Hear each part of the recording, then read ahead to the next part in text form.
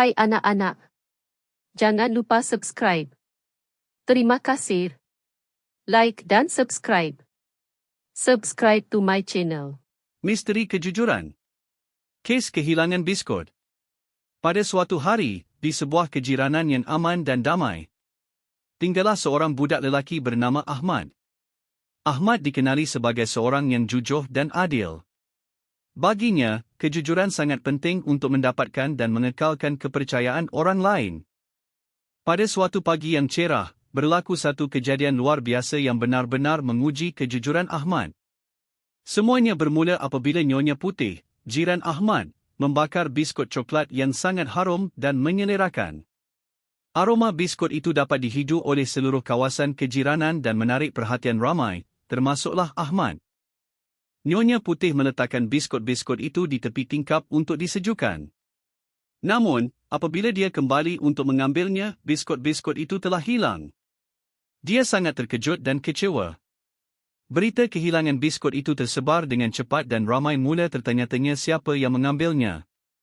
Ahmad yang prihatin, nekat untuk menyiasat dan menyelesaikan misteri itu.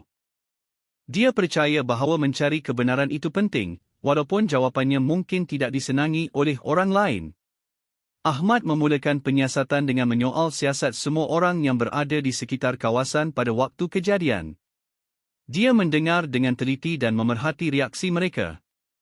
Kemudian, Ahmad mula mencari petunjuk di luar rumah Nyonya Putih. Dia ternampak kesan tapak kaki kecil berhampiran tingkap. Ahmad mengikuti jejak itu dan melihat sisa kunyahan biskut. Dia mula terfikir, mungkinkah seekor haiwan telah mengambil biskut-biskut itu? Selepas beberapa minit menyiasat, Ahmad akhirnya menemui jawapannya. Rupa-rupanya, seekor rakun yang licik telah mencuri biskut-biskut tersebut. Dengan rasa teruja, Ahmad segera pergi berjumpa Nyonya Putih untuk menceritakan segala-galanya. Dia menjelaskan apa yang berlaku dan menunjukkan bukti yang telah dikumpulkannya. Nyonya Putih sangat menghargai kejujuran Ahmad dan mengucapkan terima kasih atas usaha gigihnya. Walaupun biskut itu sudah tiada, dia gembira kerana akhirnya sudah tahu kebenarannya. Mereka berdua bersetuju untuk lebih berhati-hati pada masa akan datang bagi mengelakkan perkara sama berulang. Cerita tentang kejujuran Ahmad tersebar ke seluruh kejiranan. Ramai yang mengagumi tindakannya, dan kisahnya menjadi inspirasi kepada orang lain untuk sentiasa bercakap benar.